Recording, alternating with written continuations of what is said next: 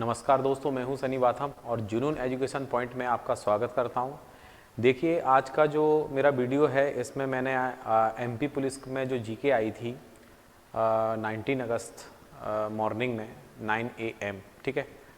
तो सुबह जो पहली शिफ्ट का जो पेपर था 19 अगस्त को ये पेपर स्टार्ट हुए थे। उसके बाद में लगभग 54 पेपर इसमें हुए थे। तो हम कोशिश करेंगे ज़्यादा से ज़्यादा आपको कोशिश करेंगे कि पूरे ही पेपर आपको कंप्लीट करा दें। ख़ासतौर से आगामी परीक्षा होने वाली है आपकी एमपी पुलिस में जो एग्ज़ाम होने वाला है, तो उसको ध्यान में रखते हुए उस पेपर के 2017 में कैसे क्वेश्चन आए थे, उनमें से क्या पूछा गया था, कौन कौन से टॉपिक्स में से आए थे, तो उस चीज़ को अपन डिस्कस करेंगे। हमारे कहने का मतलब ये नहीं है कि ये जो क्वेश्चन आपको कराए जा रहे हैं यही क्वेश्चन आपको इस पेपर में पूछे जाएंगे, लेकिन इससे रिलेटेड हमें ये पेपर को प्रीवियस पेपर करने का एक बेनिफिट हमें ये मिलता है कि हम ये समझ पाते हैं कि किस टाइप के क्वेश्चन पेपर में लास्ट टाइम आए थे, और उसी आधार पर हम आगे की क्वेश्चन भी आगे की तैयारी करते हैं कि इस टाइप के क्वेश्चन यहाँ से पूछे गए थे। जैसे सबसे पहला क्वेश्चन में आपको दिख रहा होगा, सबसे पहला क्वेश्चन जैसे उसमें दिया गया है कि मानव अधिकार दिवस कब मनाया जाता है, ठीक है। तो जो मानव अधिकार दिवस है वो कब मनाया गया था, ये क्वेश्चन आ गया आपको पेपर में। इसका मतलब क्या है? इसका मतलब ये है कि जो दिवस वाला जो टॉपिक है, कहीं ना कहीं देखा जाए तो दिवस वाला टॉपिक भी आपके पेपर में आ जाता है, ठीक है। दिवस वाला पेपर भी पेपर क्वेश्चन पूछा जा सकता है, यानी कि अगर कोई विशेष दिवस हो तो उसके बारे में भी आपको नॉलेज होनी चाहिए, ठीक है। तो इसमें पहला ऑप्शन दिया था 1 सितंबर, तो 1 सितंबर इसका आंसर नहीं है। दूसरा ऑप्शन दिया था 10 नवंबर, इसका आंसर नहीं है। तीसरा ऑप्शन है 10 दिसंबर, ठीक है। तो 10 दिसंबर को ये मानव अधिकार दिवस, ह्यूमन राइट्स डे मनाया जाता है, ठीक है। मानव अधिकार दिवस 10 दिसंबर को मनाया जाता है। तो कहीं ना कहीं अगर देखा जाए तो 10 दिसंबर का जो कहीं ना कहीं हमें पता होना चाहिए, हम बताएंगे तभी तो, अगर हमने पढ़ा होगा तभी हम उसका बता सकते हैं। दूसरा, मानव अधिकार के बारे में अगर बात करें कि मानव के पास मानव के अधिकार कितने हैं, यानी कि अगर देखा जाए मौलिक अधिकार, हमारे जो मौलिक अधिकार हैं, ये भी पूछ सकता है कि हमारे मौलिक अधिकार है तो वो कितने हैं, क्योंकि संविधान के अंदर आप पढ़ते हो तो मौलिक अधिकार के बारे में आपको जानकारी मिलती है। तो अगर देखा जाए तो मूल संविधान में मौलिक अधिकार कितने थे, तो मूल संविधान में मौलिक अधिकार थे 7, लेकिन बाद में एक संपत्ति के अधिकार को हटा दिया गया, तो फिर हमारे पास कितने मौलिक अधिकार रह गए? 6। तो कहने का मतलब ये कि इस प्रकार का क्वेश्चन, दिवस वाला क्वेश्चन पूछा गया है, जैसा कि इसमें लिखा हुआ है कि 15 जुलाई। ये जो 15 जुलाई है ये डेट बहुत इंपॉर्टेंट है, क्योंकि 15 जुलाई की अपन बात करें तो इसमें एक स्किल डेवलपमेंट डे, यानी कि कौशल विकास दिवस, ठीक है, कौशल विकास दिवस, एक कौशल विकास दिवस मनाया जाता है, स्किल डेवलपमेंट डे मनाया जाता है। तो कौशल विकास दिवस मनाया जाता है 15 जुलाई को, ठीक है। 10 दिसंबर को मानव अधिकार दिवस, 10 नवंबर 1 सितंबर जो दिए हैं, 10 नवंबर इसलिए दिया है कि हम थोड़ा कंफ्यूज हो जाएं कि यार मेरे को 10 तो याद रह गया, ये नवंबर था कि दिसंबर था, इसलिए वो ऑप्शन में दिया हुआ है, ठीक है। तो कहीं ना कहीं देखा जाए तो मानव अधिकार दिवस 10 दिसंबर को मनाया जाता है, पर मैं ये नहीं कह रहा कि मानव अधिकार ही अगली बार पूछेगा, लेकिन इससे रिलेटेड यानी दिवस से रिलेटेड क्वेश्चन आपको पेपर में पूछे जा सकते हैं, ठीक है। चलिए नेक्स्ट देखते हैं। देखिए, जैसा कि लिखा हुआ है कि विदिशा जो है वो किस नदी के तट पर है। अगला क्वेश्चन है विदिशा किस नदी के तट पर है। आप थोड़ा, मैं आपको 1-2 मिनट का आपको समय भी दे देता हूं, आप सोच सकते हैं, विचार कर सकते हैं कि इसका आंसर क्या होना चाहिए कि विदिशा किस नदी के किनारे है। एक तो लिखा हुआ बेटा रावी, दूसरा लिखा है सोन, तीसरा लिखा है केन और चौथा लिखा है बेतवा। यानी कि इसमें कहीं ना कहीं देखा जाए तो नदियों से क्वेश्चन बना है, ठीक है। नदी के तट पर, यानी कि अगर कोई नदी है तो उस नदी के तट पर, नदी के किनारे पर कौन सी जगह है उसके बारे में अपन को नॉलेज होनी चाहिए। हालांकि ये एमपी का क्वेश्चन है, क्योंकि एमपी ज़्यादा पूछी जाती है। एमपी पुलिस का आप एग्जाम दे रहे हो तो एमपी तो आपको अच्छे से आनी चाहिए पूरी, ठीक है। यानी एमपी के बारे में आपको अच्छी खासी नॉलेज होनी चाहिए। अब उसने क्वेश्चन दिया है कि भैया रावी, हालांकि रावी नदी तो अलग ही है, क्योंकि हमारे भारत के उत्तरी हिस्से में रावी का उद्गम जो है रोहतांग दर्रे से हुआ है। रोहतांग दर्रे से रावी नदी का उद्गम हुआ है। ये रावी नदी किसकी सहायक नदी है? ये रावी नदी जो है सहायक नदी है किसकी? सिंधु, क्योंकि इस रावी नदी का पानी जो है वो सिंधु में जाके गिर जाता है, ठीक है। वैसे झेलम, चिनाब, रावी, व्यास और सतलुज, ये जो नदियां हैं ये सब सिंधु नदी में जाके मिल जाती हैं, ठीक है। तो रावी नदी का उद्गम रोहतांग दर्रे से हुआ है, एक परुष्णी इसका प्राचीन नाम है। तो ये हमारे ऊपर वाला जो हिस्सा है रोहतांग दर्रे से ये नदी होकर गुजरती है और आगे जाके जैसे झेलम, चिनाब, रावी, चिनाब में जाके झेलम, चिनाब में जाके मिलती है। तो कहीं ना कहीं चिनाब, रावी, झेलम सारी नदियाँ मिलके सिंधु में मिल जाती हैं। तो ये रोहतांग दर्रा जो है आपका, रोहतांग दर्रा जो है अपन हिमाचल प्रदेश के उधर अगर देखा जाए तो हिमालय की क्षेत्र से, हिमाचल प्रदेश से ये संबंधित है। तो रोहतांग दर्रा से उद्गम हुआ तो ये नदी तो हो नहीं सकती, यानी नदी के बारे में भी हमें नॉलेज होनी चाहिए। इसके अलावा सोन नदी है। सोन नदी का उद्गम बेटा अमरकंटक से हुआ है, अमरकंटक अनूपपुर से हुआ है, अनूपपुर से हुआ है, ठीक है। अब जी अमरकंटक अनूपपुर से इस नदी का जो रूट है, अगर आप मान लीजिए एमपी का मैप बनाते हैं और एमपी के मैप के अकॉर्डिंग देखते हैं तो इसका रूट कहीं ना कहीं इस तरीके से है, ठीक है। इस तरीके से इसलिए क्योंकि ये अमरकंटक से इसका उद्गम हुआ और अमरकंटक से ऊपर की ओर चली गई। ये गंगा की सहायक नदी है, यानी कि मध्य प्रदेश से उत्तर प्रदेश की तरफ जाएगी, ठीक है। तो ये तो नदी के बारे में, यानी कि मध्य प्रदेश की नदियां भी आपने पढ़ी होंगी, तब आप इसका आराम से लॉजिक बना सकते हैं कि क्या होना चाहिए। दूसरा फिर लिखा हुआ है इसमें केन नदी। केन नदी का उद्गम जो है कैमूर से, यानी कटनी वाला क्षेत्र है केन नदी, कटनी। तो आपको पता है कि कटनी कहाँ पर है, शहडोल कहाँ पर है, ठीक है। अगर आपको एमपी पढ़ा है तो एमपी के मैप की नॉलेज होगी आपको, ठीक है। तो उससे दूसरा इसमें ये देखा जाए तो जो आपका आंसर है, ठीक है, विदिशा किस नदी किनारे? बेतवा नदी किनारे। बेतवा नदी के किनारे। बेतवा नदी का उद्गम कुमरा गांव जिला रायसेन से हुआ है, कुमरा गांव जिला रायसेन। अब आपको पता है ये जो रायसेन, अगर आपको उद्गम याद है तो आपको पता होगा ये रायसेन जो है ना भोपाल संभाग में आता है। भोपाल संभाग के अंदर 4 जिले आ जाते हैं, जैसे सीहोर है आपका, ठीक है, रायसेन है आपका, विदिशा है आपका, राजगढ़ है और भोपाल तो फिर है ही। तो कहने का मतलब ये जो जिले हैं वो एक रूट के ही जिले हैं सारे के सारे, ठीक है, एक ही रूट के जिले हैं। तो अगर हमें इसका उद्गम पता है कि बेतवा नदी का उद्गम जो है बेतवा नदी का उद्गम जो है कुमरा गांव जिला रायसेन से हुआ है।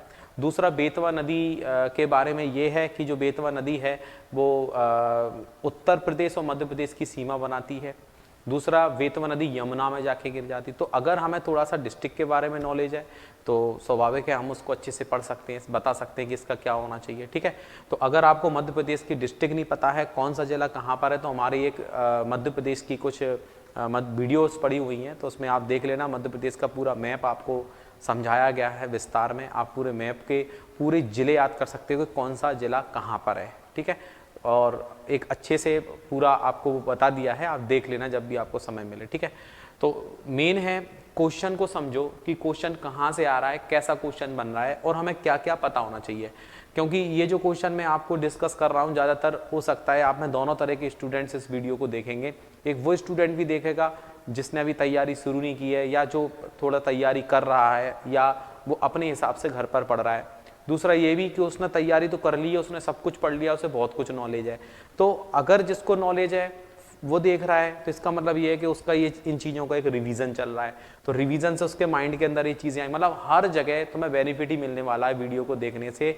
अगर आप नए हो तो आपको सीखने को मिलेगा कि हाँ यार ऐसे क्वेश्चन आते हैं, और अगर आप पुराने हो पहले से तैयारी कर रहे हैं तो आपका एक रिवीजन होता है कि हाँ ये चीज़ें मेरे माइंड में अब टकरा रही हैं, ठीक है। तो सेकंड नंबर का जो क्वेश्चन था वो ये था कि विदिशा किस नदी किनारे है। तो विदिशा जो है वो कहीं ना कहीं बेतवा नदी के किनारे है। दूसरा, जब आप नदियों वाला टॉपिक पढ़ेंगे, मध्य प्रदेश की नदियां पढ़ेंगे, तो उन नदियों में हम विस्तार से पढ़ेंगे कि कौन सी नदी कहां से किस तरीके से जाती है, तो वो नदियों वाले टॉपिक में आ जाता है।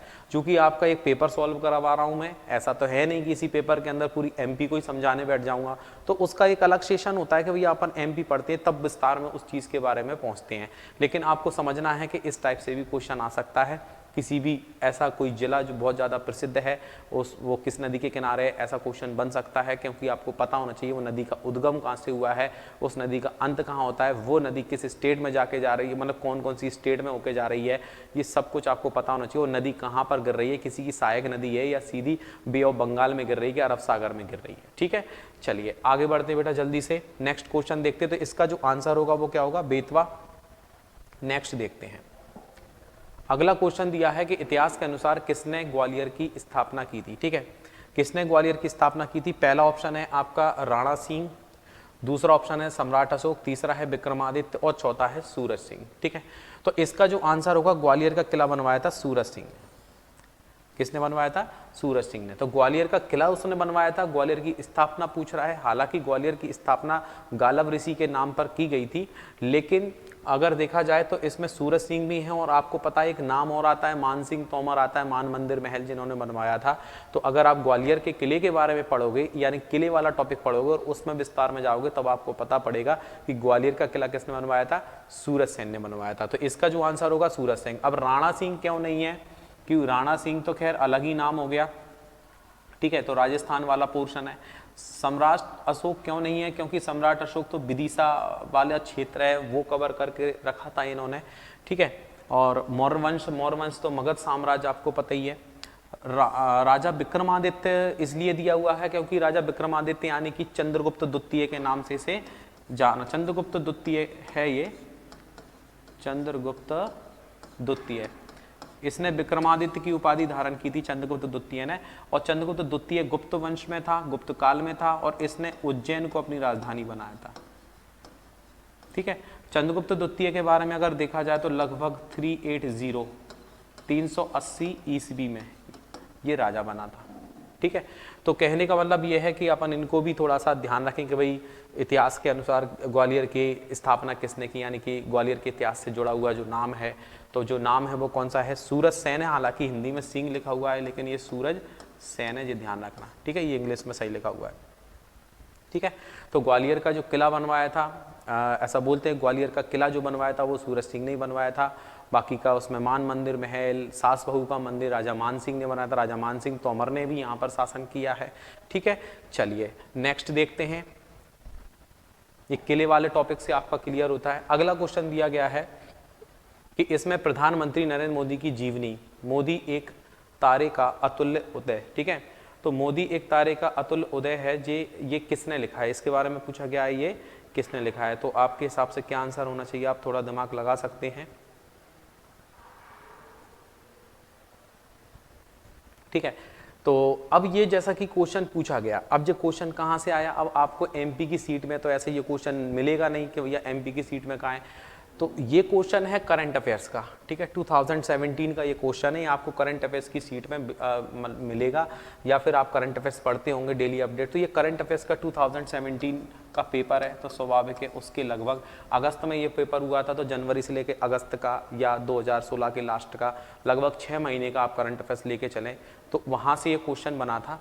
तो ये जो बुक लिखी गई थी मोदी जी के ऊपर कि प्रधानमंत्री नरेंद्र मोदी की जीवनी, मोदी एक तारे का अतुल्य उदय के लेखक कौन है, तो इनके जो लेखक हैं वो है तरुण विजय।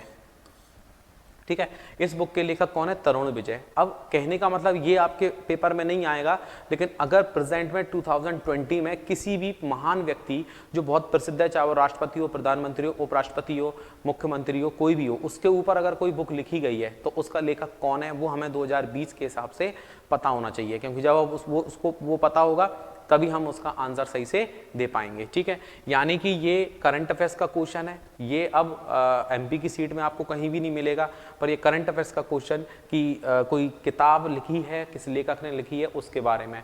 दूसरा, करंट अफेयर्स का सेशन, अगर आपको करंट अफेयर्स अच्छे से करना है तो जो भी हम करंट अफेयर्स की क्लासेस लेते हैं, जैसे अब फ्राइडे और सैटरडे को इवनिंग में 6 to 7 लाइव क्लास चलती है, करंट अफेयर्स की फिक्स है, तो आप वो करंट अफेयर्स की क्लास ले सकते हैं और वहाँ से आपको बहुत सारे क्वेश्चन क्लियर हो जाएंगे, क्योंकि सितंबर, अक्टूबर, नवंबर इस तरीके से हम एक तरफ से वो करा रहे हैं करंट अफेयर्स। तो आपका एक बिल्कुल रेगुलर ही चलेगा वो, जब तक आपका पेपर नहीं हो जाएगा, पेपर के साथ भी चलेगा और पेपर के बाद भी चलता रहेगा वो। तो आप करंट अफेयर्स की क्लास ले लिया करें, देख लिया करें वीडियोज़ की, भाई उससे करंट अफेयर्स के क्वेश्चन ज़्यादा से ज़्यादा आपके पेपर में टकरा जाएंगे। ठीक है, तो उधर से आप करंट अफेयर्स क्लियर कर लेना अपना। तो ये कहीं ना कहीं तरुण विजय के द्वारा, यानी कि इससे अपन को पता चलता है कि भैया कोई बुक वगैरह अगर कोई लिखता है तो वो भी आ सकता है। ठीक है, नेक्स्ट देखते हैं। अब इसमें पूछा गया है कि हिंदुस्तान एरोनॉटिक्स लिमिटेड का मुख्यालय कहाँ पर है। तो हिंदुस्तान एरोनॉटिक्स का जो मुख्यालय है वो पूछा गया है। अब एरोनॉटिक्स है तो स्वाभाविक है, वैसे अगर देखा जाए तो हमारे भारत के अंदर वायु परिवहन की शुरुआत, ठीक है, वायु परिवहन की शुरुआत हुई थी 1911 में। ठीक है, 1911 में हमारे हिंदुस्तान में वायु परिवहन की शुरुआत हुई थी। हालांकि इसमें पूछा गया हिंदुस्तान एरोनॉटिक्स, एरोनॉटिक्स तो समझ में आ ही रहा होगा आपको, कहीं ना कहीं एरोप्लेन संबंधित है। तो ऐसी कोई संस्था, ऐसा कोई उनका मुख्यालय वगैरह पूछ लेते हैं तो स्वाभाविक है, कोई भी ऑर्गेनाइजेशन है उसका मुख्यालय पूछ लेते हैं, चाहे वो हमारे हिंदुस्तान का हो, चाहे वो वर्ल्ड लेवल पर अगर है तो उस संस्था का मुख्यालय पूछा जा सकता है। तो इसका मुख्यालय पूछा गया था, इसका मुख्यालय कहाँ पर है, चेन्नई में है, बेंगलोर में है, देवास है, कोरापुट है। हालांकि कोरापुट में तो कहीं भी हमने ऐसा कोई मुख्यालय नहीं पढ़ा, देवास में भी नहीं है ये और चेन्नई में भी नहीं है, इसका आंसर है बेंगलोर। तो हमें ये पता चला कि भैया कोई संस्था है तो उसका मुख्यालय भी हमें पता होना चाहिए कि हिंदुस्तान एरोनॉटिक्स लिमिटेड है। हिंदुस्तान एरोनॉटिक्स लिमिटेड का जो मुख्यालय है वो कहाँ पर है, इसका मुख्यालय है बेंगलोर में। कैसे याद रखोगे कि भैया वायु परिवहन है तो सोचे हम एरोप्लेन से हम कहीं ना कहीं सफ़र पर जा रहे हैं, एरोप्लेन से कहीं दूसरी जगह घूमने के लिए जा रहे हैं। तो जब एरोप्लेन से जाओगे यार, स्वाभाविक है तो अपने साथ में क्या ले जाओगे, बैग ले जाओगे। अपने साथ में क्या ले जाओगे, बैग ले जाओगे। बैग जरूर ले जाओगे अपने साथ में, कैसा भी हो लेकिन बैग जरूर ले जाओगे। तो बैग ले जाओगे तो इसका जो मुख्यालय है, देखो इसमें ये गलत लिखा हुआ है, ये बेंगलुरु लिखा हुआ है। ठीक है, तो हिंदी में कहीं ना कहीं टाइप करने में आगे पीछे थोड़ा बहुत हो जाता है, कोई बड़ी बात नहीं है। तो इंग्लिश में बेंगलोर लिखा हुआ है। तो ये जो है कि अब जब एरोप्लेन से जाओगे सफ़र करने के लिए तो अपने साथ में क्या ले जाओगे, बैग ले जाओगे। तो बैग ले जाओगे तो उसको आप याद कर सकते हो कि एक हिंदुस्तान एरोनॉटिक्स का जो मुख्यालय है वो कहाँ पर है, बेंगलोर। अगर पता है तो अच्छी बात है, नहीं पता है तो उसको याद करो।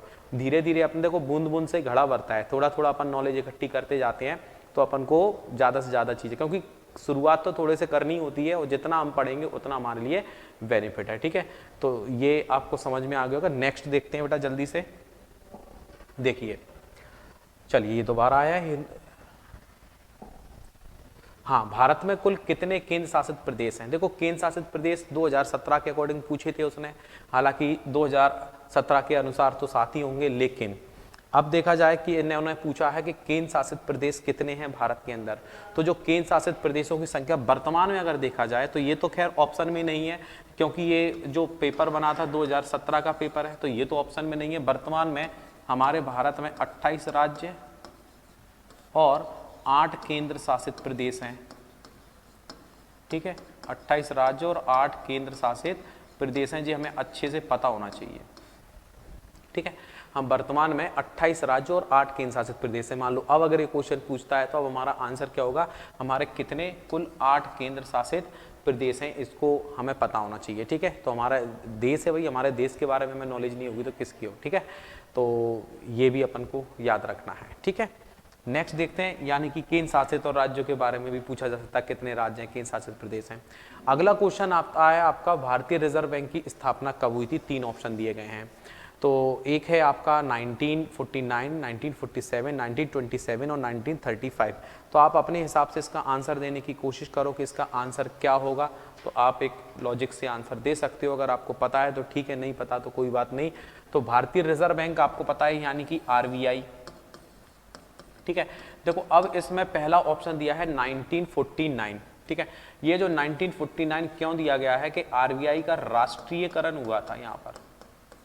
ठीक है, RBI का राष्ट्रीयकरण किया गया था। तो क्या होता है, किसी चीज को अपन पढ़े तो अच्छे से ही पढ़ेंगे तभी हम सही से आंसर दे पाएंगे। तो इसका जो राष्ट्रीयकरण किया गया था वो 1949 है, जबकि इसकी जो स्थापना हुई थी वो हुई थी 1935, यानी इसका जो आंसर होगा वो होगा 1935।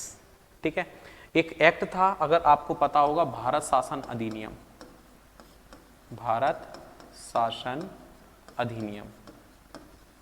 ठीक है, भारत शासन अधिनियम एक एक्ट है।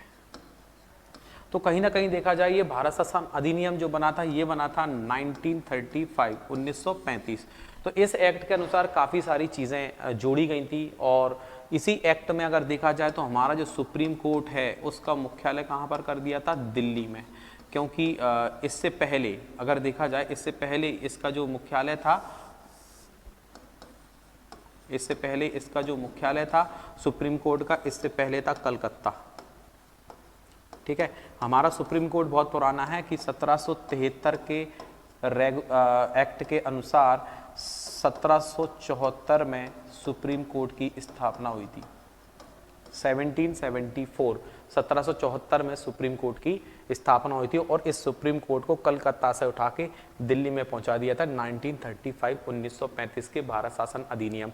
तो देखो ये चीज़ क्यों दी गई, और इसी अधिनियम में कहीं ना कहीं इसी 1935 में आरबीआई की भी स्थापना कर दी गई थी और आरबीआई का राष्ट्रीयकरण 1949 में किया गया था। ठीक है, तो इस प्रकार से अपन को ये भी थोड़ा सा नॉलेज होनी चाहिए। ये जो पोर्शन है आपको संविधान में पढ़ने को मिलता है। जब आप संविधान पढ़ते हैं तो उसमें ये चीज़ें आ जाती हैं। संविधान के अंदर 1935 पढ़ोगे तो उसकी पूरी डिटेल पढ़ोगे तो उसमें ये चीज़ मिलेगी। नेक्स्ट देखते हैं, अगला क्वेश्चन लिखा है केंद्र सरकार ने वित्त मंत्रालय के मुख्य आर्थिक सलाहकार कौन है। ठीक है, तो इसमें आर्थिक सलाहकार के बारे में पूछा है, भैया आर्थिक सलाहकार कौन है।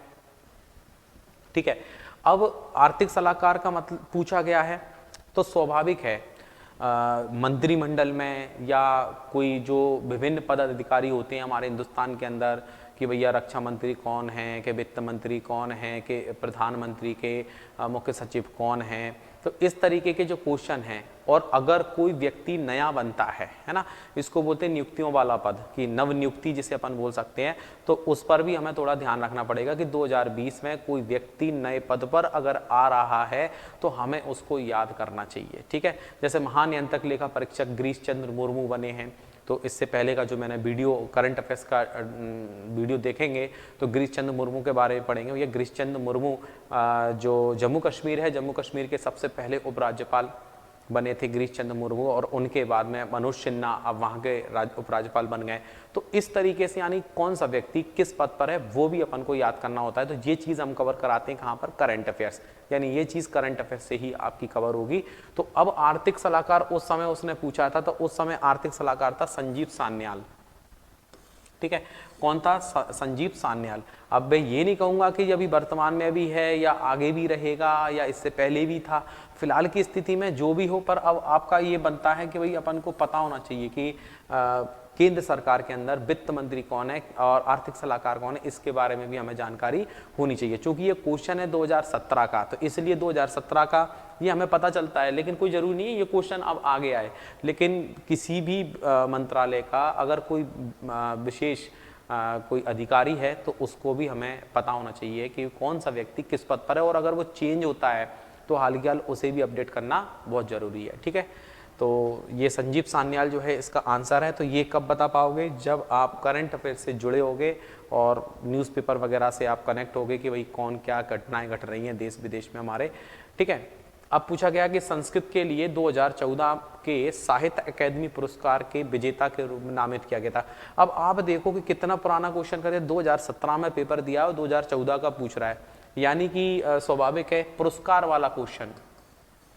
अगर किसी व्यक्ति को कोई भी पुरस्कार देते हैं तो वो पुरस्कार दिया गया है, कौन सा पुरस्कार दिया गया है उसके बारे में भी हमें बताना, मतलब हमें पता होना चाहिए कि पुरस्कारों को भी हम पढ़ें और अच्छे से उनको भी नोट करके रखें। तो चूंकि इसमें क्वेश्चन पूछा गया था 2017 का है, लेकिन ये पूछा गया था मतलब 2014 का साहित्य पुरस्कार है, लेकिन ये पूछा गया था आपका 2017 में।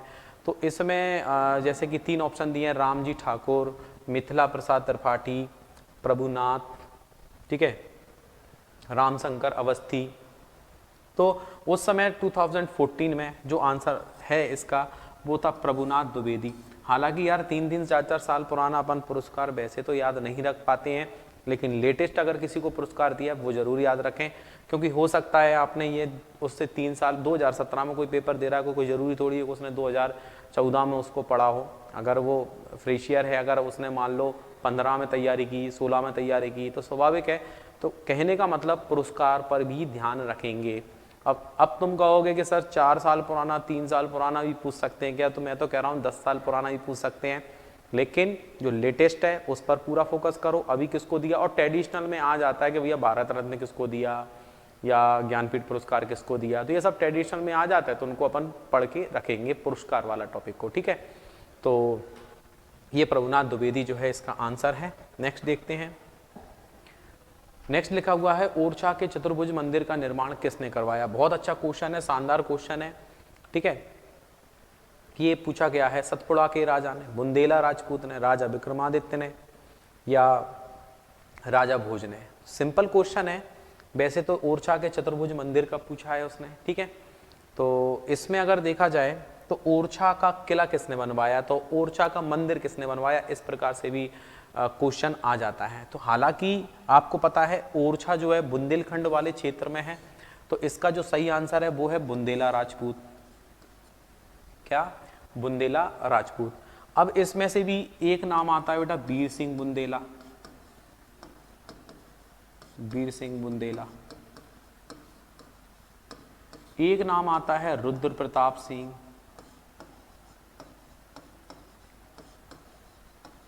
और एक आता है आपका मधुकर शाह। हालांकि इसमें ऑप्शन बहुत इजी दे दिया, एमपी पुलिस का पेपर है ना, इसलिए बहुत इजी ऑप्शन दे दिया कि भैया सतपुड़ा राजा हैं कि बुंदेला राजा हैं कि राजा विक्रमादित्य है, इस तरह से उसने क्वेश्चन दे दिया अपन को, ठीक है। तो कहीं ना कहीं देखा जाए तो वीर सिंह बुंदेला, रुद्र प्रताप सिंह, मधुकर शाह। मधुकर शाह के बारे में बताया जाता है कि मधुकर शाह ने ओरछा का मंदिर बनवाया था।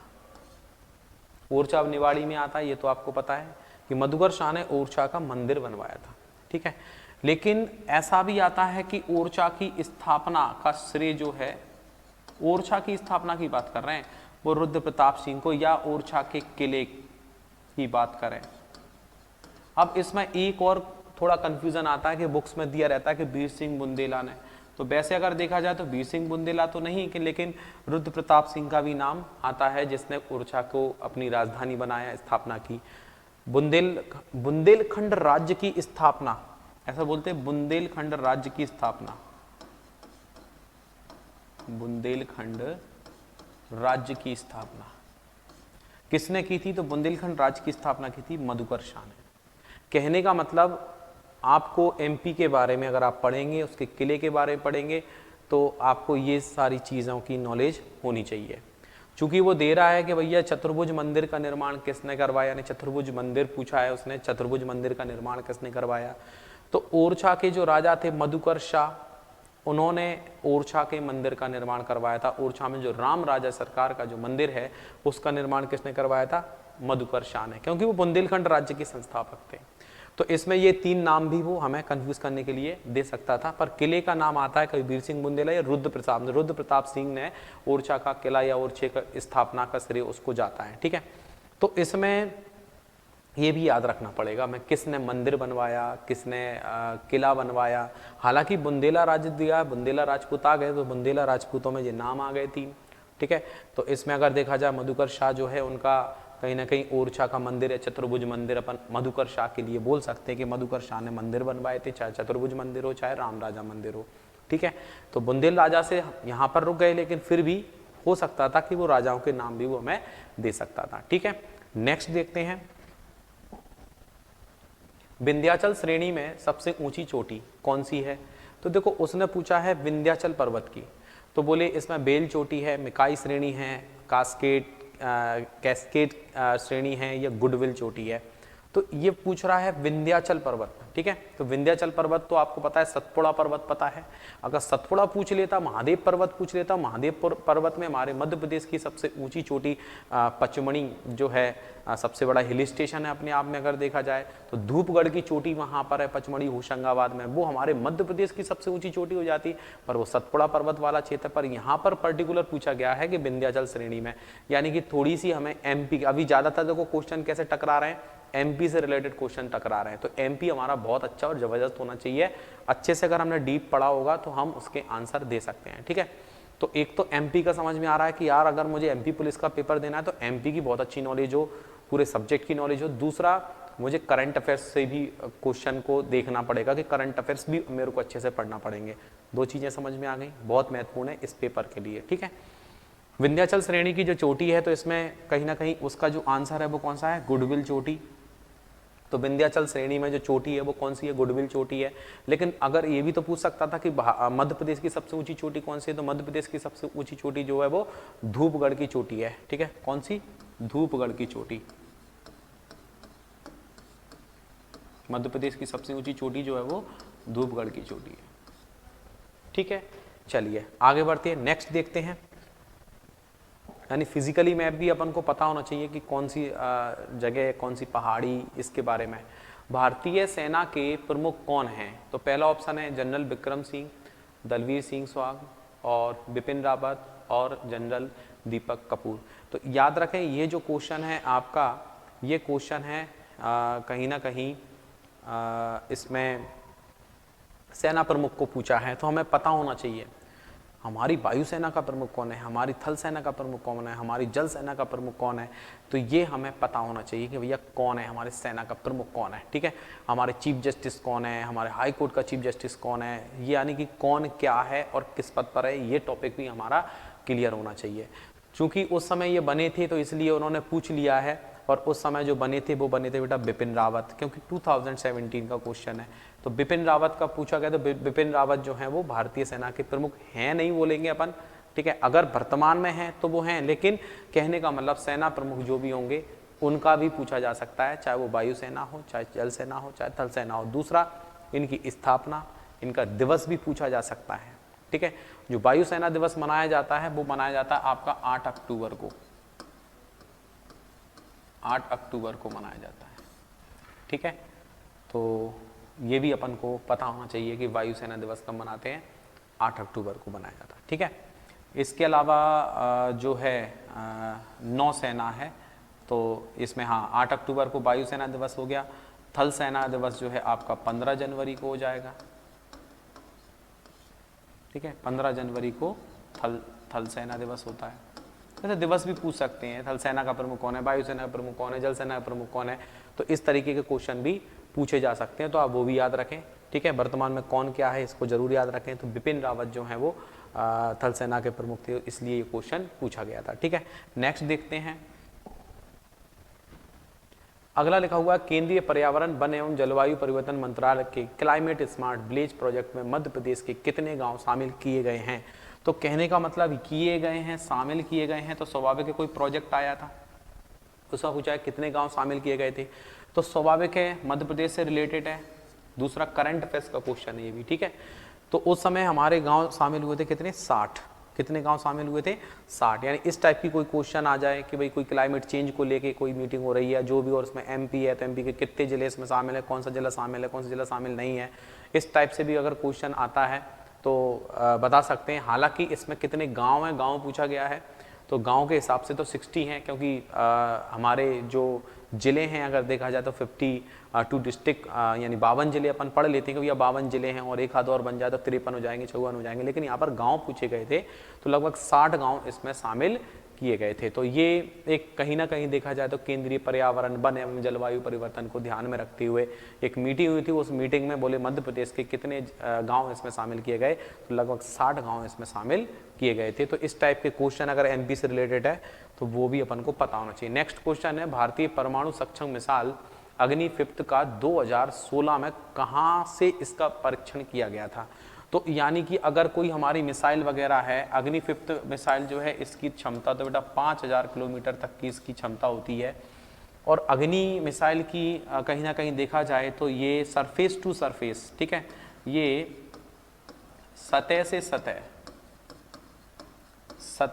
सतह मार करती है। इसकी मारक क्षमता कैसी है, ये सतह से सतह पर मार करती है। ठीक है, तो ये क्वेश्चन आ गया कि भैया ये बताएं कि कहाँ पर किया गया था। एक है आपका मुन्रो द्वीप, एक है श्रीरंगम द्वीप, एक है अबुल कलाम द्वीप, और एक दिया गया है आपका इसमें हैवलॉक द्वीप। तो ठीक है, इसमें द्वीप पूछा गया है कि कौन सा द्वीप था जहाँ पर इसका कहीं ना कहीं परीक्षण किया गया था। ठीक है, तो इसका जो परीक्षण किया गया है आप देख सकते हैं, थोड़ा सा लगा सकते हैं दिमाग की ये कहाँ पर होना चाहिए।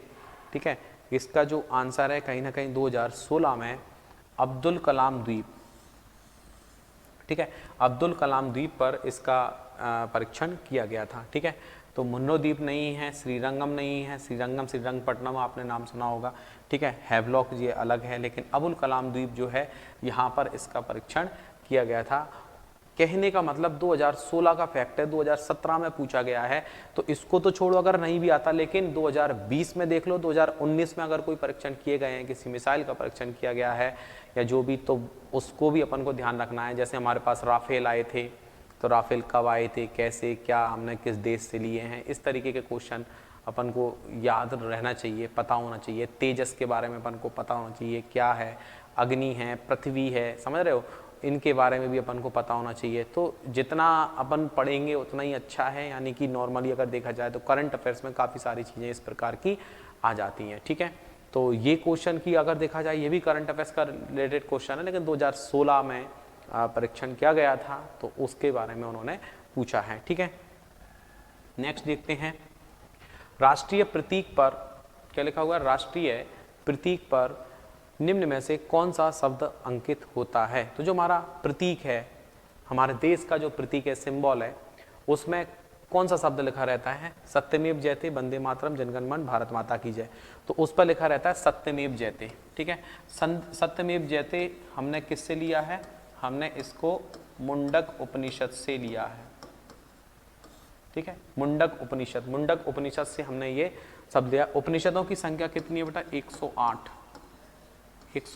उपनिषद है, ठीक है। तो इसमें इनको वेदांत भी बोलते हैं, उपनिषद को क्या बोला जाता है, वेदांत भी बोला जाता है, वेदांत। ध्यान रखना, वेदांत कितने हैं, 6 हैं, लेकिन वेदांत कितने हैं, 108 है, क्योंकि उपनिषद को ही वेदांत कहा जाता है, ठीक है। ये बेसिक है, हिस्ट्री से अपन को ये पता रहता है थोड़ा बहुत। तो राष्ट्रीय प्रतीक के रूप में सत्यमेव जयते होता है, ये सबको ही पता है हालांकि, लेकिन ये सत्यमेव जयते ये भी तो पूछ सकता था ये कहाँ से लिया है, तो सत्यमेव जयते हमने मुंडक उपनिषद है। विभाजन परिषद के अध्यक्ष कौन थे बताना है, 4 ऑप्शन है, लॉर्ड माउंटबेटन, जवाहरलाल नेहरू और M.A. जिन्ना यानी मोहम्मद अली जिन्ना और B.P. मेनन, ठीक है। तो आपको इसका आंसर देना है, ज़रा थोड़ा सा माइंड में सोचो, अगर आपको पता है तो अच्छी बात है, नहीं है तो फिर मैं तो बता ही रहा हूँ, थोड़ा सा अपना भी विचार देखो आप क्या होना चाहिए।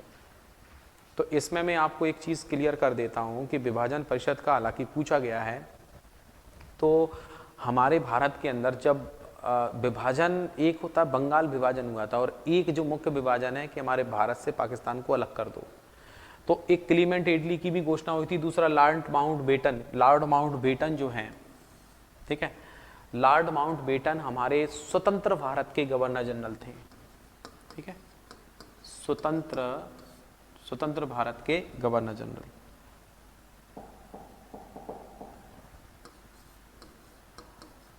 स्वतंत्र भारत के गवर्नर जनरल, स्वतंत्र भारत के गवर्नर जनरल थे। अब स्वतंत्र भारत का मतलब हमारा भारत स्वतंत्र कब हुआ था, 1947 में, ठीक है, 1947 में। तो उस समय इन्होंने घोषणा कर दी थी कि भारत को आज़ाद कर दिया जाएगा, 14 अगस्त 1947 को पाकिस्तान पूरी तरीके से स्वतंत्र हो जाएगा और 15 अगस्त 1947 को भारत पूरी तरीके से। तो वो विभाजन परिषद है जिसमें भारत और पाकिस्तान का विभाजन कर दिया, यानी भारत का विभाजन करके अलग देश पाकिस्तान बना दिया गया था, ठीक है। तो ये विभाजन परिषद के अध्यक्ष थे। जवाहरलाल नेहरू तो प्रथम प्रधानमंत्री थे। मोहम्मद अली जिन्ना पाकिस्तान के प्रमुख बने थे जब मोहम्मद अली जिन्ना की वजह से ही पाकिस्तान अलग हुआ, वरना वो हमारे देश का हिस्सा था।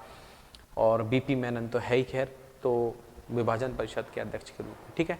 तो ये आपका ये वाला फैक्ट मिलेगा कहाँ पर, जब आप संविधान पढ़ोगे, कॉन्स्टिट्यूशन पढ़ोगे, अच्छे से पढ़ोगे, तब आपको इस प्रकार के फैक्ट मिल जाएंगे कि भैया लॉर्ड माउंटबेटन कौन है। हिस्ट्री में भी पढ़ लोगे, हालांकि मॉडर्न हिस्ट्री में लॉर्ड माउंटबेटन है, इसके बाद में C राजगोपालाचारी है, ठीक है। सुशासन दिवस जो मनाया जाता है वो किसके जन्म दिवस पर मनाया जाता है, तो इसके बारे में थोड़ा सा विचार कीजिए आप।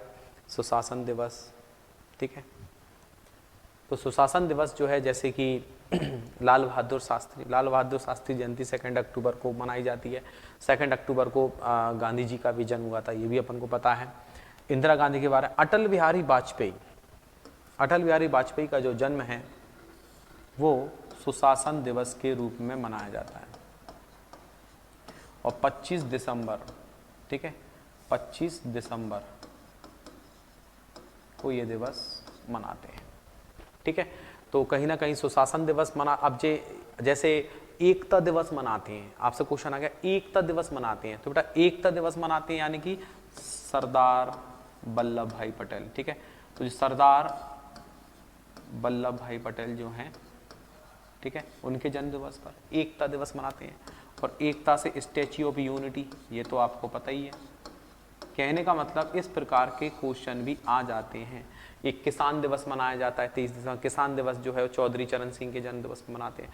तो इस तरीके से ये क्वेश्चन बनते हैं, तो हमें नॉलेज होनी चाहिए। बेसिक है, कुछ ज़्यादा डीप भी नहीं है, पर दिवस मना रहे हैं, किसका जन्म है और किस रूप में मनाया जा रहा है।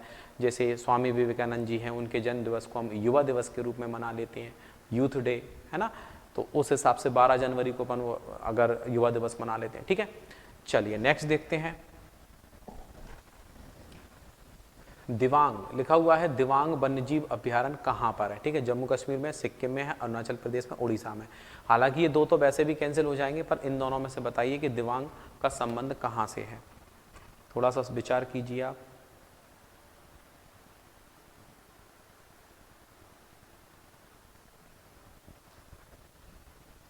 ठीक है, तो ये जो दिबांग वन्यजीव अभ्यारण्य है, ये है बेटा अरुणाचल प्रदेश में। कहाँ पर है? अरुणाचल प्रदेश में।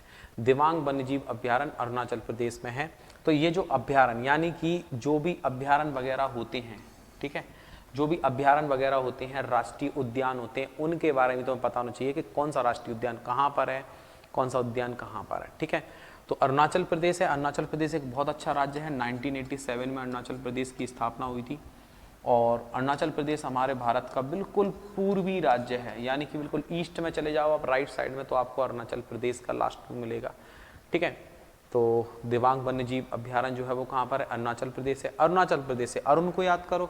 सोचिए हमारे एक जान पहचान का अरुण एक लड़का है, और वो कैसा है? दिव्यांग है। हालांकि लिखा तो दिव्यांग है, लेकिन अपन इसको दिव्यांग बना दो कि हमारा दोस्त है एक अरुण, या हमारे दोस्त का भाई है अरुण, और वो कैसा है? दिव्यांग है। तो दिबांग वन्यजीव अभ्यारण्य यानी कि राष्ट्रीय उद्यान, अभ्यारण्य वगैरह, ये भी आपको पता होना चाहिए कि ये कहाँ पर है, ठीक है। तो यहाँ से क्वेश्चन बना, जैसे काजीरंगा राष्ट्रीय उद्यान बहुत पूछा जाता है। काजीरंगा राष्ट्रीय उद्यान जोरहाट असम में है, गेंडा परियोजना के लिए वो जाना जाता है, ठीक है। चलिए नेक्स्ट देखते हैं। देखिए आ गया कि भाई 1983 में, 1983 में जिस राष्ट्रीय पार्क को टाइगर रिजर्व घोषित किया गया था, वह राष्ट्रीय पार्क कौन सा है, ठीक है। 1983 में, जल्दी से गेस कीजिए क्या होना चाहिए इसका आंसर। अब देखो मैं आपको एक चीज क्लियर कर देता हूं। वैसे ये जो क्वेश्चन है पेपर में, सारे क्वेश्चन पेपर के ही हैं, ये पूरे पेपर के क्वेश्चन करा रहा हूं। मैंने अपनी तरफ से कोई पेपर इसमें नहीं जोड़ा है।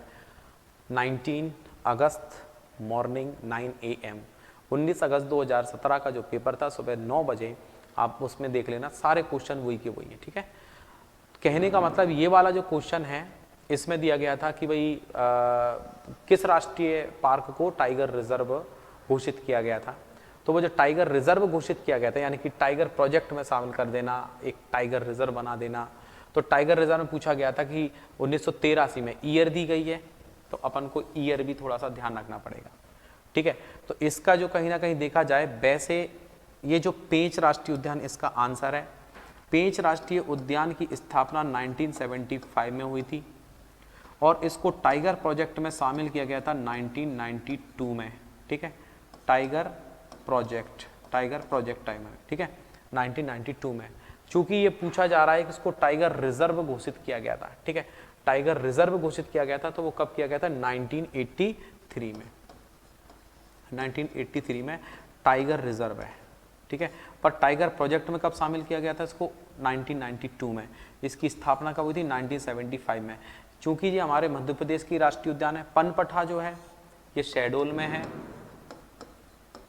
पनपटा जो है ये शहडोल में है, लेकिन एक अभ्यारण्य है, राष्ट्रीय उद्यान नहीं है।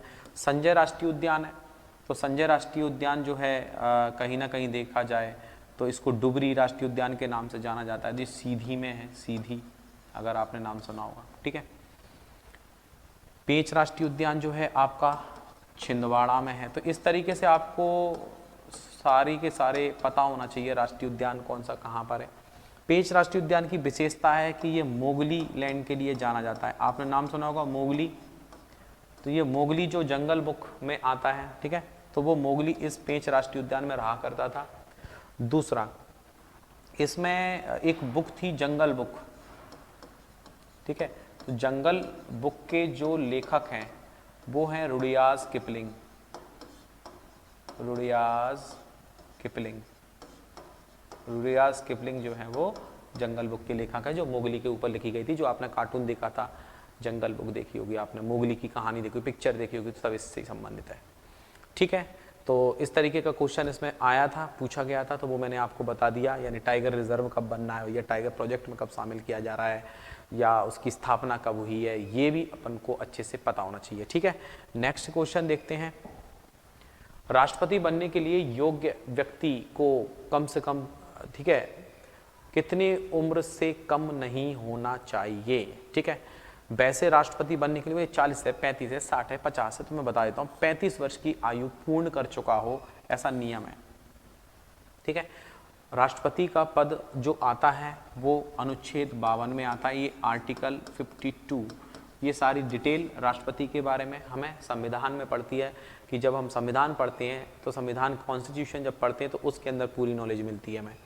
तो आर्टिकल नंबर 52 में भारत का राष्ट्रपति होता है, ठीक है। और भारत के राष्ट्रपति की वैसे योग्यता, ठीक है, कि राष्ट्रपति बनने के लिए क्या योग्यताएं होनी चाहिए, वो आता है आपका 58, अनुच्छेद 58 में राष्ट्रपति की योग्यता दी गई है। तो उसी में बताया गया कि 35 वर्ष की आयु पूर्ण कर चुका हो, लाभ के पद पर ना हो, 35 वर्ष की आयु पूर्ण कर चुका हो और लाभ के पद पर ना हो।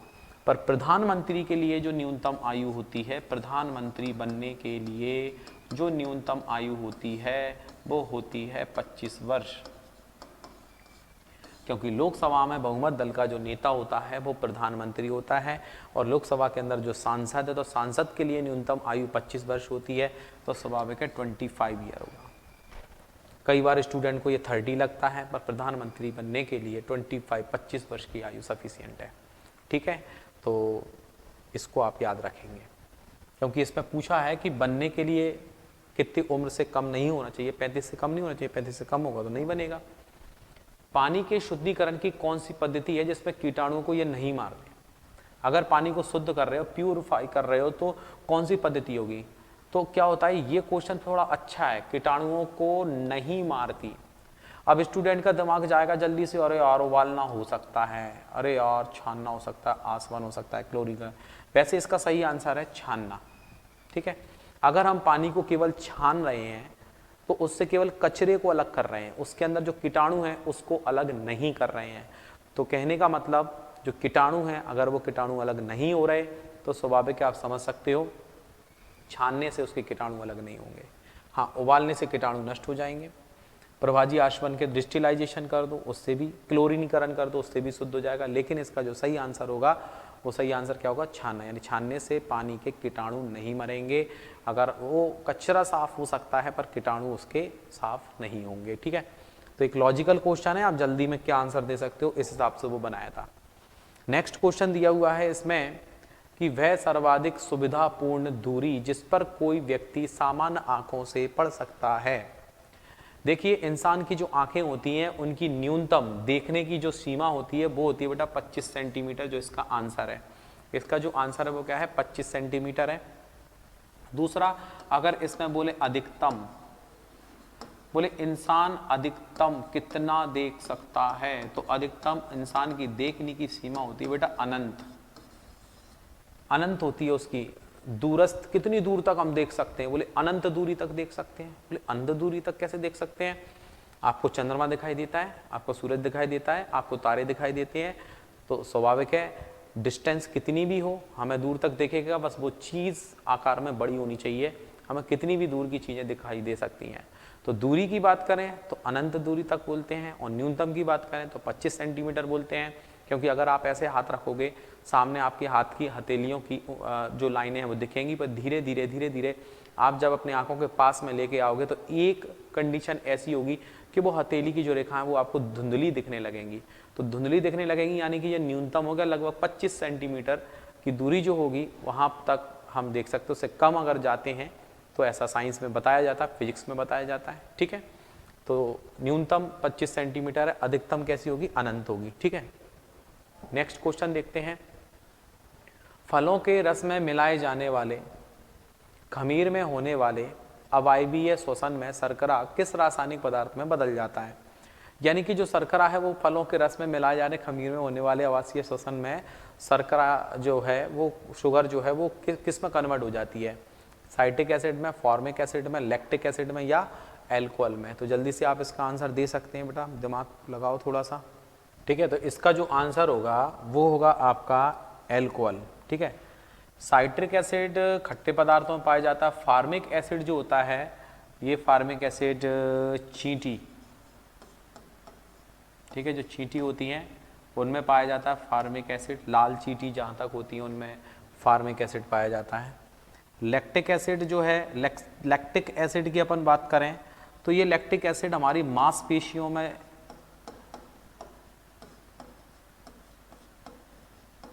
हमारी जो मांसपेशियां होती हैं, हम जब बहुत ज़्यादा वर्कआउट कर लेते हैं, ज़्यादा मेहनत कर लेते हैं तो हमारे मांसपेशियों में दर्द होता है। तो वो मांसपेशियों में दर्द होता है क्योंकि लैक्टिक एसिड हमारी मांसपेशियों में जमा होता है, तो लैक्टिक एसिड की वजह से। ठीक है, ये तो बेसिक इन्फॉर्मेशन अपन को पता होना चाहिए। तो एल्कोहल में कन्वर्ट होगा, किस में कन्वर्ट होगा, वो एल्कोहल में। तो एक रासायनिक पदार्थ है और रासायनिक पदार्थ में अगर देखा जाए तो खमीर में जो फलों का रस लेंगे उसमें खमीर में होने वाले अवायवीय श्वसन होगा जिसमें शर्करा किस रूप में बदल जाएगी, एल्कोहल में बदल जाएगी। ठीक है, चलिए आगे बढ़ते हैं। चुंबक का वह महत्वपूर्ण गुण जिसका उपयोग नाविक तथा यात्रियों के द्वारा प्राचीन काल से किया जा रहा है। आपको पता है कि इसका उपयोग करते थे दिशा संबंधित गुण, यानी कि जो चुंबक होती है, चुंबक का ये गुण होता है उसमें नॉर्थ और साउथ, ठीक है, नॉर्थ और साउथ दोनों पॉइंट होते हैं, तो इसलिए उसमें दिशा सूचक के रूप में इसका इस्तेमाल करते हैं। वर्तमान में हम लोग एक दिशा सूचक होता है, ठीक है, दिशा सूचक होता है, इसको कंपास बॉक्स बोलते हैं। वर्तमान में हम कंपास बॉक्स का यूज करते हैं जिसमें हमें वो दिशा के बारे में, उत्तर दक्षिण दिशा के बारे में हमें जानकारी मिलती है। ठीक है, कंपास बॉक्स, तो कहीं ना कहीं दिशा के लिए, किस दिशा में जा रहे हैं उसको, उसके लिए ये इसका प्रयोग करते थे। ठीक है, नेक्स्ट है, अगला फैक्ट दिखा है, दीपावली के दौरान पटाखे इमारत के बाहर जलाए जाते हैं और उनके जलने से थोड़ी देर बाद हमें ध्वनि सुनाई देती है। यानी पटाखे चलाते हैं, जल पहले जाते हैं पर ध्वनि बाद में सुनाई देती है। तो इसलिए इसका ये क्या कारण है, बोले ध्वनि तरंग की तीव्रता समान होती है परंतु आवृत्ति अलग भिन्न होती है। प्रकाश ध्वनि से तेज यात्रा करता है, या फिर हमारे कान ध्वनि सुनने में अधिक समय लेते हैं, या ध्वनि प्रकाश की तुलना में तेजी से यात्रा करती है। ठीक है, तो कहीं ना कहीं देखा जाए तो इसमें सबसे पहले हमें क्या दिखाई देता है, सबसे पहले तो हमें प्रकाश दिखाई देता है, तो हमें प्रकाश दिखाई देता है, ध्वनि बाद में दिखाई देती है। तो यानी कि इसका जो आंसर होगा वो ये होगा कि प्रकाश ध्वनि से तेज यात्रा करता है, यानी कि जो साउंड है उससे ज़्यादा स्पीड किसकी होती है, लाइट की होती है।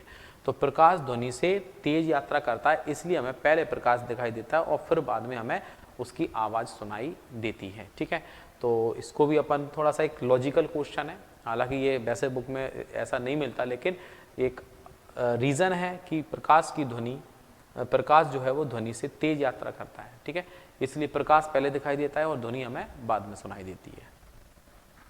नेक्स्ट देखते हैं, इस पर लिखा है, पशुओं में ना पाए जाने वाले ऊतक का नाम बताइए।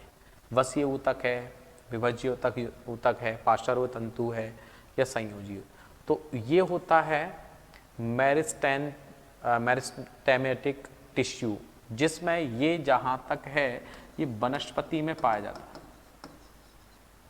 वनस्पति में पाया जाता है, बॉटनी का क्वेश्चन है, वनस्पति में ये पाया जाता है, लेकिन जानवरों में नहीं, क्योंकि पशुओं में ना पाए जाने वाले ऊतक का नाम पूछ रहे हैं। ये नहीं पूछ रहे कि पशुओं में कौन से ऊतक पाए जाते हैं, वो ये पूछा है कि कौन सा नहीं पाया जाता है। तो एक विभाजन करने वाला, ठीक है, जिसमें कोशिकाओं का विभाजन होता है, तो मेरिस्टेमेटिक टिश्यू जो होते हैं, जो वनस्पति में पाए जाते हैं, वो जानवरों में नहीं पाए जाते। जो वनस्पति में पाए जाते हैं, जैसे क्लोरोप्लास्ट है, वो इंसानों में नहीं पाया जाता, पेड़ पौधों में पाया जाता है। ठीक है, कोश का भित्ति है, जंतु में उसका अभाव होता है, लेकिन वनस्पतियों में पाया जाता है। ठीक है, सेल वॉल। नेक्स्ट लिखा हुआ है कि हैजा किसके कारण होता है। ठीक है, फंगस के कारण होता है, प्रोटोजोआ के कारण होता है, वायरस के कारण होता है, बैक्टीरिया के कारण होता है। एक क्वेश्चन ये ऐसा है जी, हमेशा पेपरों में इस टाइप का क्वेश्चन आ जाता है, कोई बड़ी बात नहीं है। कि भाई बताएं कि ये बीमारी किससे होती है, वायरस से होती है, बैक्टीरिया से होती है। तो सबसे पहले डिसीज़ वाला एक टॉपिक होता है, बायोलॉजी की आपको सब्जेक्ट में मिलेगा, और डिसीज़ में आपको ये सब पता होना चाहिए कि ये प्रोटोजोआ से कौन सी बीमारी होती है, वायरस से कौन सी होती है, जीवाणु से कौन सी होती है, कवक से कौन सी होती है। जब आप ये पूरी डिसीज़ पढ़ लेंगे तभी आप इसको बता पाएंगे, ठीक है, तभी आपका सटीक आंसर आएगा। वरना आप दो चीज़ों पे उलझ जाओगे, वायरस है कि जीवाणु है, वायरस है कि जीवाणु, जो वायरस है कि बैक्टीरिया है, वायरस है कि बैक्टीरिया है, ठीक है। वायरस यानी विषाणु और जीवाणु, ठीक है। तो इसमें कहीं ना कहीं देखा जाए तो बेटा ये जो कॉलेरा है यानी कि जो हैजा की बीमारी है, ये होती है बैक्टीरिया के कारण, यानी कि जीवाणु के कारण ये बीमारी होती है, ठीक है। फंगस के कारण हमें दाद वगैरह होती हैं, त्वचा संबंधित विकार उत्पन्न होते हैं, वो फंगस से बालों का झड़ जाना, एक एथलीट फुट भी होता है एक, ठीक है, और एक आपका गंजापन की बीमारी है ना, दाद है, खाज है, खुजली है, ये सब फंगस से होती हैं, पता होना चाहिए। प्रोटोजोआ, प्रोटोजोआ से होने वाले भी कई सारे रोग हैं, लेकिन मलेरिया, ठीक है, मलेरिया की जो बीमारी है, काला ज्वर की जो बीमारी है, और स्लीपिंग सिकनेस की जो बीमारी है ना, तो ये कहीं ना कहीं प्रोटोजोआ के कारण होती हैं, ठीक है। तो प्रोटोजोआ से होने वाले रोगों में पड़ेंगे प्लाज्मोडियम बाइवेक्स फैल्सिफेरम, एक प्रोटोजोआ होता है जिसके कारण मलेरिया की बीमारी। मलेरिया तो तुम पता है मादा एनोफिलीज मच्छर से होता है, लेकिन जो मेन रीजन है वो प्रोटोजोआ है, ठीक है। वायरस, वायरस के बारे में अगर मन बात करें तो वायरस की खोज इवान वर्ष्की ने की थी, और जो वायरस है उससे भी कई सारी बीमारियां होती हैं, और जैसे कि टिटनेस की बीमारी जो है वायरस से होती है, ठीक है। टिटनेस की बीमारी किससे होती है, वायरस से होती है। और इसमें जीवाणु अगर देखा जाए, ठीक है, हाँ, वायरस होने वाले रोगों में रेबीज़ है, आपका खसरा है ना, हर्पीज़ है, मेनिंजाइटिस है, ट्रेकोमा है, ये वायरस से होने वाली बीमारियां हैं, ठीक है। पोलियो की बीमारी भी वायरस से होती है, जो तंत्रिका तंत्र को प्रभावित करती है, तो ये वायरस से होने वाले रोग हैं। और बैक्टीरिया है यानी कि जीवाणु है, तो जीवाणु से होने वाले जो रोग है, प्लेग की बीमारी बैक्टीरिया से ही होती है, निमोनिया की बीमारी बैक्टीरिया से होती है। तो जब आप बायोलॉजी पढ़ेंगे तो इनके बारे में जब आपको अच्छे से नॉलेज होगी तभी आप बता पाएंगे, ठीक है। तो बैक्टीरिया से होने वाला रोग है कौन सा, हैजा, भोजन के द्वारा शरीर में पहुंच जाता है, अशुद्ध भोजन जिसे अपन बोलते हैं।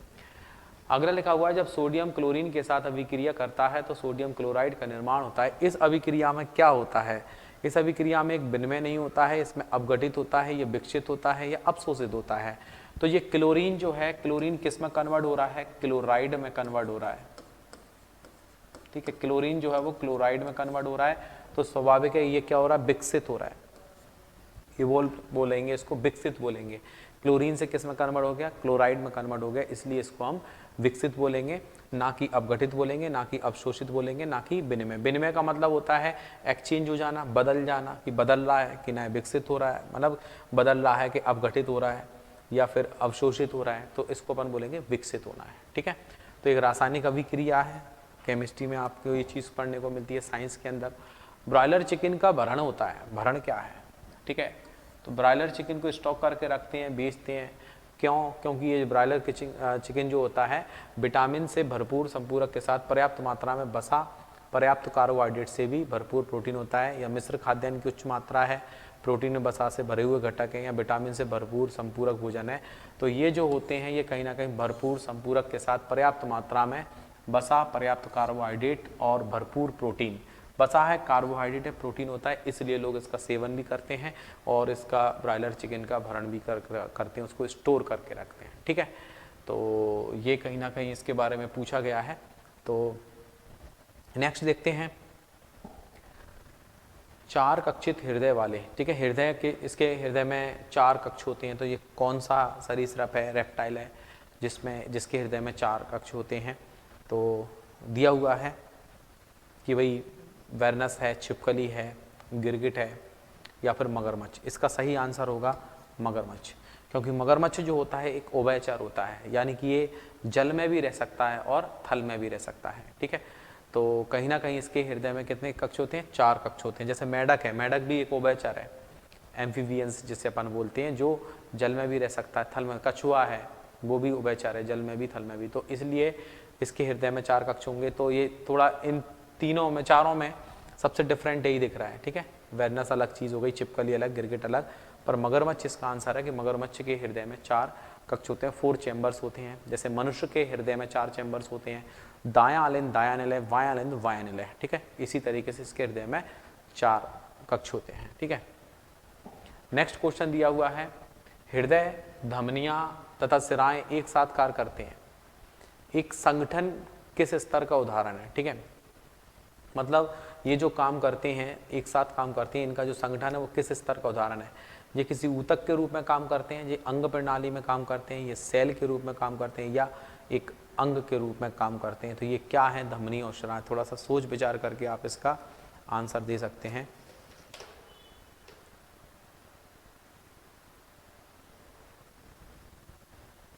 इसका जो सही आंसर होगा वो होगा हमारा ऑर्गन सिस्टम, ठीक है, अंग प्रणाली। क्योंकि धमनी कोई अंग में नहीं आता है, सिराएं कोई अंग में नहीं आता, एक अंग का हिस्सा होती हैं। क्योंकि जो हमारा हृदय है वो धमनी और शिराओं का कहीं ना कहीं इस्तेमाल करता है, ठीक है। सिराएं वो होती हैं जो हमारे शरीर के विभिन्न अंगों से हृदय तक रक्त ले जाती हैं, ठीक है। सिराएं शरीर के विभिन्न अंगों से हृदय तक रक्त ले जाती हैं, और धमनी वो होती हैं जो शरीर के विभिन्न अंगों से, ठीक है, ये होती है धमनी, ठीक है, शरीर के विभिन्न अंगों तक रक्त ले जाती हैं। तो कहने का मतलब ये है कि मान लीजिए एक ह्यूमन बॉडी, अपन इस तरीके से थोड़ा सा एक बता देते कि ये है, ये हृदय है, तो शरीर के जो शिराएं हैं ना, तो शिराएं क्या करेंगी, शिराएं जो करेंगी वो हृदय तक रक्त को ले जाने का काम करेंगी, ठीक है। सिराएं क्या करेंगी, वो हृदय तक रक्त ले जाएंगी। पर जो आपका धमनी है, धमनी हृदय से रक्त ले जाएगी, और वो कहाँ ले जाएगी, शिराओं। तो इसको अपन ऐसे बना सकते हैं, इसको ऐसे बना सकते हैं। मतलब कहने का मतलब यह है कि जो शिराएं हैं वो स्टार्ट कहाँ से करेंगी, वो स्टार्ट करेंगी हृदय से, सॉरी धमनी, क्योंकि धड़कन कहाँ होती है, हृदय में होती है। तो धमनी हृदय से शरीर के विभिन्न अंगों तक रक्त ले जाएंगी, और सिराएं शरीर के विभिन्न अंगों से हृदय तक रक्त ले जाएंगी। यानी ये एक प्रकार से पाइप का काम कर रहे हैं, एक पाइप का काम करते हैं जिसमें रक्त का प्रवाह होता है, आवागमन होता है रक्त का। तो एक अंग प्रणाली के अंतर्गत आती है धमनी और शिराएं, ठीक है। तो धमनी जो हृदय से शरीर के विभिन्न अंगों तक रक्त पहुंचाएं, सिराएं जो शरीर के विभिन्न अंगों से हृदय तक रक्त पहुंचाती हैं। धमनियों में शुद्ध रक्त बहता है और शिराओं में अशुद्ध रक्त बहता है। सिराओं से हृदय तक रक्त क्यों आता है, शुद्ध होने के लिए, और हृदय से विभिन्न अंगों तक रक्त पहुंचता है शुद्ध होकर, और इसमें सहायक होते हैं हमारे फेफड़े, और फेफड़े का और हृदय का भी एक कनेक्शन होता है फुफ्फुस धमनी और फुफ्फुस सिरा से। तो इसलिए आप बायोलॉजी पढ़ेंगे तो बायोलॉजी के अंदर हमें पूरे हृदय का जब हम पढ़ते हैं, उसका पूरा एक बोले तो इसमें अपना एक श्वसन तंत्र भी हम पढ़ते हैं, एक हमारा रक्त परिसंचरण तंत्र पढ़ते हैं, तो उसमें ये सारी चीज़ें आ जाती हैं, ठीक है। तो यहाँ तक का ये मैंने आपको बताया। नेक्स्ट देखते हैं।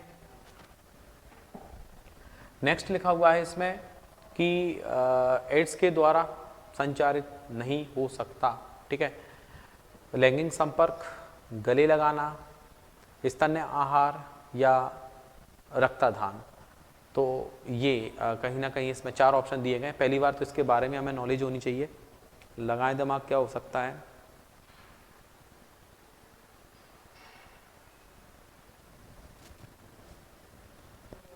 देखिए इसमें लिखा है एड्स किसके द्वारा संचारित नहीं हो सकता। नहीं हो सकता का मतलब क्या है कि ये किस चीज से नहीं होता है, ठीक है। सबसे पहले तो होता है, तो ये है क्या, ठीक है। एड्स की जो फुल फॉर्म होती है आपकी, वो होती है एक्वायर्ड इम्यून डिफिशियंसी सिंड्रोम, और इसका जो वायरस होता है वो होता है HIV वायरस होता है, ह्यूमन इम्यून वायरस होता है। तो ये होस्ट से किसी व्यक्ति से दूसरे व्यक्ति में पहुंचता है, ठीक है। अब कैसे पहुंचता है, एक सेक्सुअल कांटेक्ट यानी लैंगिक संपर्क के द्वारा पहुंचता है, ठीक है। दूसरा स्तन आहार यानी कि ब्रेस्ट फीडिंग करते हैं, तो उसमें बच्चों में, माँ से बच्चे में पहुंच सकता है, कोई बड़ी बात नहीं है। ब्लड को ट्रांसफर करें तो उससे भी पहुंच सकता है, पर गले लगाना, ठीक है, इसका जो सही आंसर होगा वो होगा गले लगाना। गले लगाने से किसी को एड्स नहीं फैलता, ठीक है। तो यानी कि इसमें पूछा गया है कि एड्स किसके द्वारा संचारित नहीं होता, तो गले लगाने से एड्स संचारित नहीं होता। तो ये तो बेसिक इन्फॉर्मेशन है, सबको पता ही होगा, ठीक है। तो एक जो एड्स की बीमारी है वो एक्वायर्ड इम्यून डिफिशियंसी सिंड्रोम इसकी फुल फॉर्म होती है। HIV ह्यूमन वायरस होता है जो एक प्रतिरक्षा प्रणाली, रोगों से लड़ने की क्षमता इंसान की, वो रोगों की लड़ने की क्षमता खो देता है इंसान, ठीक है। चलिए आगे बढ़ते हैं। सूक्ष्म जीव को शर्करा के अल्कोहल में परिवर्तन में खमीर कर्मक की तरह कार्य करता है। देखो कोई जरूरी नहीं है कि 100% सारे के सारे क्वेश्चन तो मैं पेपर में आ ही जाएं, हो सकता है एक आध दो क्वेश्चन ना भी आए, कोई बड़ी बात नहीं है, क्योंकि कुछ क्वेश्चन ऐसे होते हैं वो इतना डीप पूछ लेते हैं, स्टूडेंट अब इतना डीप थोड़ी पढ़ेगा। MP पुलिस का पेपर दे रहा है तो क्या वो डॉक्टर की पढ़ाई करेगा क्या, है ना। लेकिन फिर भी कुछ क्वेश्चन आ जाते हैं, लेकिन आप टेंशन वाली बात नहीं है। मेन है अगर आप एक रेशो अच्छा लेके चलोगे सब्जेक्ट का, जैसे MP है वो पढ़ो, आपका करंट अफेयर्स है वो पढ़ो, आपका संविधान से क्वेश्चन आए, हिस्ट्री से कोई क्वेश्चन अभी टकराया नहीं, बेसिकली थोड़ा बहुत बस केवल अशोक का पूछ लिया था, वो MP में आ जाता है। तो कहने का मतलब जो सब्जेक्ट अपन को दिख रहे हैं कहीं ना कहीं कि इस पेपर में ये चीज़ें टकराई हैं, तो स्वाभाविक अपन उस सब्जेक्ट को पढ़ें तो ज़्यादा बेनिफिट होगा, ठीक है। तो ये सारी चीज़ें आप समझ सकते हो। तो इसमें एक क्वेश्चन आ गया कि भाई बताएं कि भाई सूक्ष्म जीव को शर्करा के अल्कोहल में परिवर्तित खमीर कर्मक की तरह कार्य करता है, क्या होगा वो? लैक्टोबैसिलस है, राइजोबियम है, खमीर है, पेंसिलियम है। थोड़ा सा लगाएं दिमाग, क्या आंसर होना चाहिए इसका?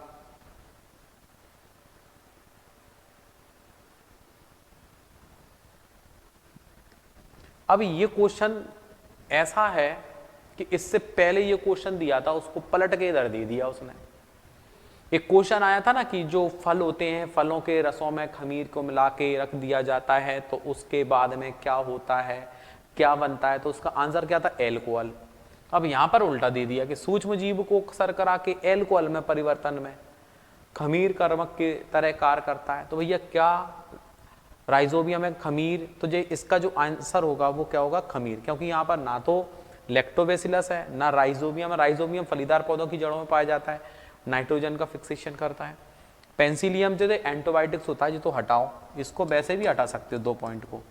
लैक्टोबैसिलस ऐसा कोई नाम नहीं है, ट्यूबरक्लोसिस तो होता है, लेकिन लैक्टोबैसिलस मतलब ऐसा कोई विशेष हमने नाम नहीं पढ़ा, इसमें नहीं टकराया।